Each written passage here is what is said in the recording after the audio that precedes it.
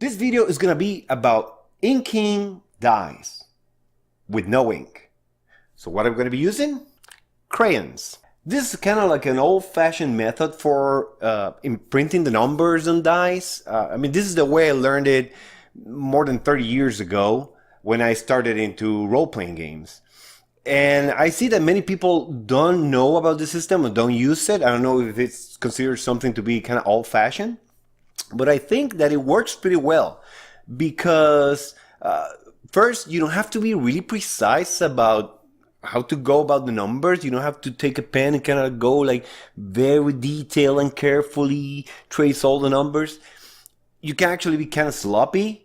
And number two, the coverage is excellent. You don't have to worry about opacity because crayons are perfectly opaque. So it covers really well. And one thing that I really like about it is that it lies flush with the surface of the die. So without further ado, let's take a look at how this is done. So this is how it works. The materials you need is a pack of Crayola crayons. You can buy your own or steal them from any nearby kits. A clean rag, and I'm gonna show you the method with this very translucent Game Science die. Take your crayon and just smoosh that wax all over the die's face. Just press hard, not too hard so you don't break the crayon, but hard enough to make sure that wax gets into all the nooks and crannies of that die. Make sure to move the crayon in different directions so it covers all the different corners and curves and details of the engraving. And now, of course, you have a mess like this. This is where the magic happens. Now you take your rag, you wipe it clean. Look at that number. Extremely sharp, very detailed, no bleed at all, perfect opacity. It looks so clear even in this translucent die.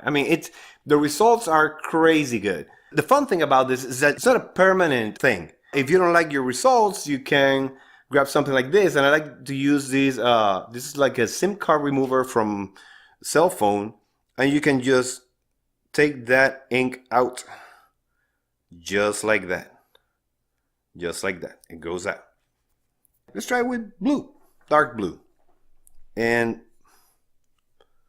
my cat just got curious. She's here. This looks really nice. So yeah, you need to experiment and find what works for you. Of course, if you have a die that has a light color, then dark colors will work really well with it. This, of course, can also be done with dies that already have their numbers colored in. Let's experiment with this. For example, if I take this and I put in wax, make sure I get all the corners, everything, every little thing. Bam, bam, bam, bam, bam, bam, bam. Nice, nice. Cover everything, everything.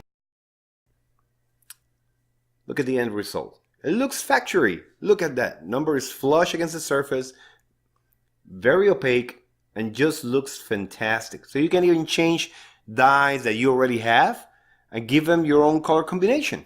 So that's it. It's a very simple method, and your dies will look great. And if at any point you want to remove it, you can just take out all the old wax and change the color, use the same color. It doesn't matter, however you want to do it. But I guarantee you that in the end, your dies will look really, really good. And I haven't noticed anything that affects the die's performance. I think the weight of the wax in the die is negligible. I don't think it really affects its randomness. And you end up with dies that are way easier to read than something that is inked with some sort of weird translucent ink. So tell me, what's your favorite method for inking dies? Let me know in the comments. If you like this video, click the like button. If you like the content of this channel, feel free to subscribe. I really appreciate that. And until next time, keep those nicely numbered D20s rolling.